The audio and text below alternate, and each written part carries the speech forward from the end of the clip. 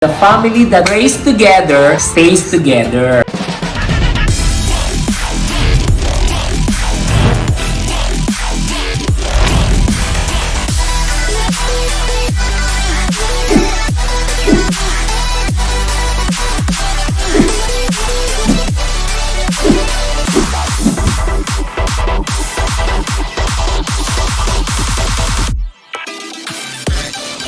Hello mga ka-freshness! Konghi Fatsoy! At syempre Konghi Fatsoy sa aking ka-freshness family ng mga admin ko na...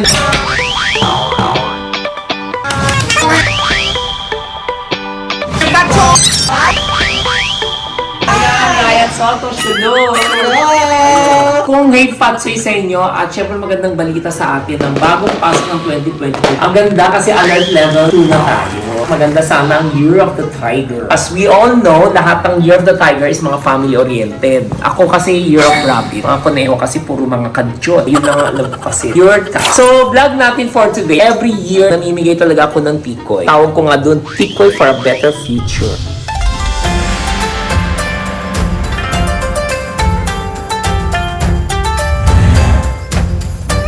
Chinese ng tikoy is K. T means sweet. Ang K, cake. So, parang sweet cake siya. Gawa siya sa malagkit rice. Kaya sinaselebrate ng Chinese New Year ang tikoy. Sabi nga nila, the family that prays together stays together. Stick together. Eat tikoy. And the family that dies together, it's a big masakit! Pero huwag tayong ganun. Siyempre, New Year, happy-happy lang tayo. Every year, actually, nag-wear ako ng red undies. So, sa mga freshness natin, gusto ko lang i-share sa inyo, usually, ang Chinese tradition, dapat mag-red. Kapag may pupunta kayo sa mga burol, or meron kayo mga ka-meeting na mga business transaction, always wear red underwear para shoot ang transaction at smooth. Pag Chinese New Year naman, for this year, ang lucky color, siyempre, hindi man nawawala talagang red talaga sa Chinese. Mint green, yellow, at cerulean blue. Itong nearest color neto, kaya ito ang aking face mask kasi hindi ako naka-red for this year. Sobrang busy si ka-freshness. Tapos, inaayos ko ang aking walk-in closet. Kahit mask man lang, tumugma ako. Panahon pa rin tayo ng pandemic, mag-wear pa rin tayo ng mask. Kahit Chinese New Year, baka nakalimutan na naman natin ng responsibility natin. Mamaya, pusit na naman tayo ulit. O what is pusit? Positibo sa COVID. Samahan nyo ako dahil kukunin ko, ipipick up ko at magpapaturo ako kung paano gumawa ng tikoy doon sa planta na ino-orderan ko. Ochifa! Mga ka-fresh, kung nakita nyo marami akong aeroplano dito sa aking facade. Alam mo bakit? Kasi ito nagsisilbi sa akin at ito nagre-remind sa akin na yung mga taong nang-iwan sa akin sa ere. Kaya lahat ng nakikita nyo aeroplano nyo, ganyang karami nang iwan sa akin, lalo ng mga lalaki at mga manduruga at yung mga mapaglamang. Okay, way back 1992, si ka-freshness ninyo ay nagbebenta rin ako ng tikoy. Kumikita ko ng piso, 2 piso. Bora bells pa rin ako at nag-work ako dati sa isang grocery. Ang pangalan ay Hawk Beef Fruits and Grocery. So, kasama yung sa pagbebenta ng tikoy. So, dapat magaling ka magbenta para magandang sahod. Although, malaki ang experience ko doon kasi ang boss ko lang ang narinig ko doon na sinabi sa akin malayo mararating ko. Which is, pinamnam ko talaga at saka tinutuhanan ko talaga. Kaya, konting sipag lang tayo mga ka-freshness dahil lahat ng mga gusto natin, minsan na-achieve natin. At wag ka, ang content creator ko ngayon ay naging driver! Tandaan nyo mga ka-freshness, the family that eats together, nakakubra kay ka-freshness. So, ang mga pamahiin natin usually mga Chinese, lalo na pag Chinese New Year, makikita nyo sa Binondo, ayan, maraming dragon dance. Kailangan maraming pineapple. Chinese ng pineapples is ong lai, meaning ong is swerte ang parating. Tapos, dapat marami mga bilog-bilog sa bahay kasi mga pampapasok ng swerte. Tapos, mga kiat-kiat, makikita mo nakasabit sa pinto. At syempre, kaya nandito ang aking mga ka-freshness admin. Kasi alam nila, namimigay ako ng angpao every 12 midnight. Tama ka dyan! So 2 hours from now, syempre, mag-pick up ako ng tikoy at ilan ang order ko? Kung nasagot nyo, yun, malaki ang pau nyo. 8,000? 1,000 back. 4,000? 4,000, no? 10,000? Ang order lang ni Ka-Freshness ay 2,006 pieces lang naman. So let's go mga Ka-Freshness! At mamimit natin si Miss Karen. Siya ang magtuturo sa atin kung paano gawin ng tikoy na in-order ko. So every year, pang 6 years ko na sa iyo. Hindi talaga ako nawawala sa kanya. Tsaka suking-suki na ako. Hoy, kung anong chika ko sa inyo about sa tikoy, sa mga katibayan ng family, ayan asawa niya si Henry. Ayan. Madikit sila lagi, kaya ang daming mga babies. Sa daming tikoy, dami nila nabuo. Chika mo naman sa ating mga precious kung ano yung mga meron sa'yo at anong channel meron sa'yo. Subscribe my channel, Mom Kay. At meron akong merch, it's Milk Mama, kasi nag-breastfeed po tayo ngayon. So, naka-invent po ako ng ways para kahit pa paano, mas mabilis makapag-breastfeed ang mga mommy. So, easy access yan. Hindi nyo lang po Milk Mama, PH, kahit sa social media account, meron po tayo dyan. And then, kontakin nyo lang po. Suggest sa akin si Frenny na magbibigay siya ng ingredient. Siguro magpaprodan kami sa Natural Ka-Freshness. Ay, Milk Mama. Mag-isip din na si Ka-Freshness kung paano ikakabak. For example, kulang sa gatas, kung uminom mo yun, parang magkakaroon siya ng Yes, lalong magkakaroon ng milk supply. Naku, eh, pag si mami may kondo ang gatas, edi kabila si baby, kasi isa si daddy. Eto nga, Sold out ka agad yun, sigurado. Naka-vacuum ang tikoy nila. very, very fresh and malinis na malinis siya kasi naka-vacuum pack siya. So, although, sa totoo lang, ang titoy kapag inamag, mas masarap. Talaga ba? Yes. Alam mo, yun din ang sabi ng boss ko dati kasi yun ang paninda namin before yung kinento ko sa'yo. Nag-work ako sa Hokby Grocery 1992. Diyan ako natuto magbenta at diyan ako na-mature. Proud ako dahil produkto ako ng Chinatown. Laki ako ng Chinatown kaya sobrang negosyante. Pero yan ang maganda sa ugali ni Ka-Freshness. Tao marunong tumingin sa pinanggalingan, talagang malayo ang mararating. Of course, kailangan natin tulungan yung mga taong nangangailangan. Ano pagkakaiba ng brown? Yun, Brown sige. tsaka white at tsaka mga ibang flavor. Sige. So, may connection ba yun sa mga swerte o wala? Ang white na tikoy is made of white sugar. Ang brown tikoy, brown sugar or mascovado. Normally sa Chinese, mas gusto nila yung brown kasi mas malasa. Pero sa Pilipino, mas gusto talaga nila yung puti. Kung nakikita niyo po yung ibang colors like yung mga violet, yung mga green, yung yellow. May mga companies na kapag ka yellow siya, sweet corn Mais. talaga yung lasa. Merong pag pink siya, strawberry talaga. Pag violet siya, ube talaga. So tama naman sinasabi ni Miss Karen, basta flavor lang siya, pero ang importante celebrate natin ang Chinese New Year. Saan ba sila mag-order next year at saan matatagpuan? Pero for now, pwede nyo rin po akong kontakin Karen Villanueva para makapag-order po Cell phone number.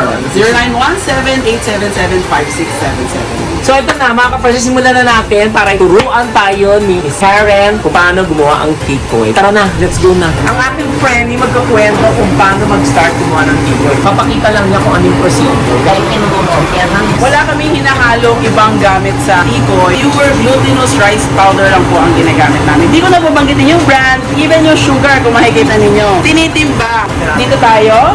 Okay. Yung ginamit-gamit na. Taray! Huwag kayo mangungopia, ha? Kuya, thank you. Okay na to? Sukat na to for dito? Okay. So, tapos na tayo maglagay ng malagkit chenilin. Hindi namin sasabihin kung ano yun. Okay, game. Matunog nga lang to ah. Okay na. Tinaunang panahon na to eh. Okay. Ayan nga.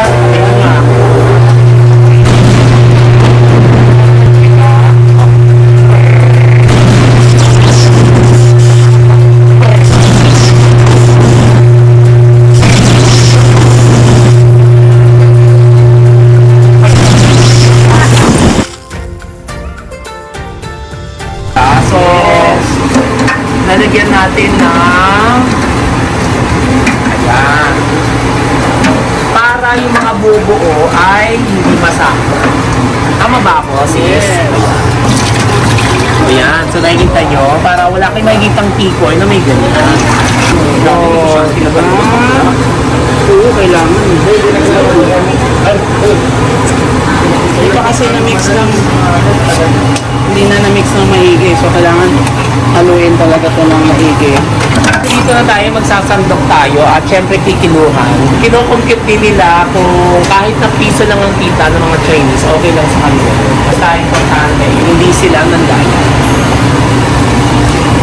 So ito yung kanina ko. So, pag sinabing half kilo siya, 500 grams. Pag 250, 1/4 lang.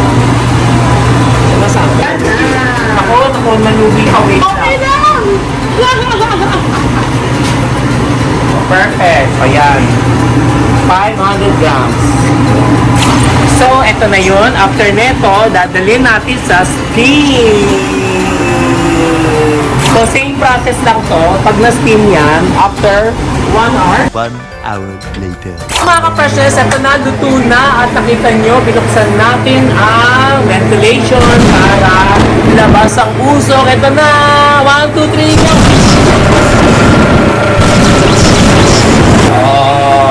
Tinigop lahat ng mga uso. Oh, kabog! Saan naman dadalhin to? Dito. Ayan. So kung nakita nyo dito, dito siya maglilipa. Kapag bagong gawa siya, talagang malampot siya.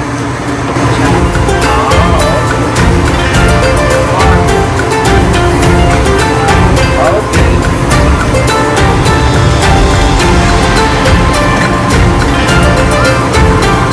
Sa ganun talaga ginagawa nito. Ay, malinis. Malinis ng konti. Malinis ng konti. Yan, para makapasok. There you go. Ang taray naman. Parang regular seal lang pala siya. Ang press mo para walang Hangin. hangin. Kasi yan yung pinaka-pinag-uumpisahan ng amat. Ah, okay. Okay lang si ama, kaya nang pangit kapag ka binenta o kaya kapag ka niregalo natin kapag may amag, syempre sa bibig. So, makikita niyo yung clip ko pa to. So, eto. Pag yan tumunog, ibig sabihin, finish na. Wala pa. Ay! Oh, ay, bumukaso. Sorry, dito lang ang meron ganito. Dito lang ang meron. Sorry kayo. Naka-vacuum na siya. Uy, congrats! Tapos ibabox na natin. Okay.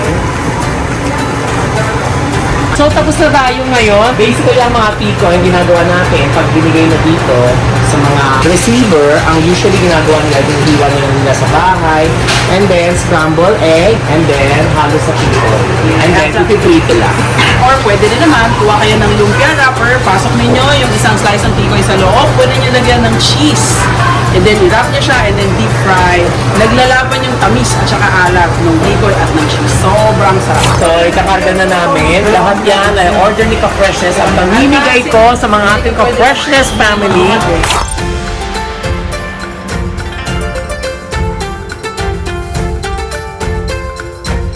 Okay, sa mga naghahanap na work, model, or waiter, okay, message nyo si Frankendal Fabro. Ito yung Facebook niya. At syempre, papakilala ko ang aking kumare. Si Maring Katin, mag-asawa silang dalawa, OG pa. Buti pa sila may jowa ko, wala uli. Ah!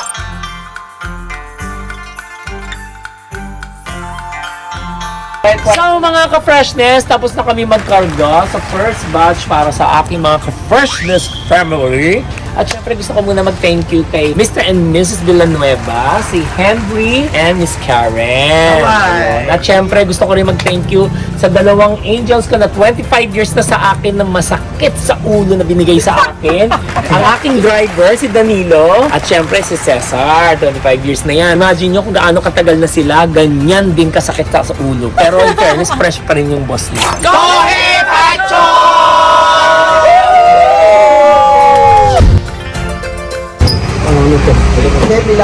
So, nandito tayo sa first batch natin, mga ka-freshness. Limigay tayo ng unang tikoy. Dito ang unang bagsakan ng ka-freshness. Kumari ko to actually. Kumari ko Arnold Classic. Kung kailangan niyo po ng trabaho, pwede niyo po ako i-message sa aking Facebook account. Or sa jobhunters.ph. Yes po. Jobhunters.ph. Ang dito nakalagay.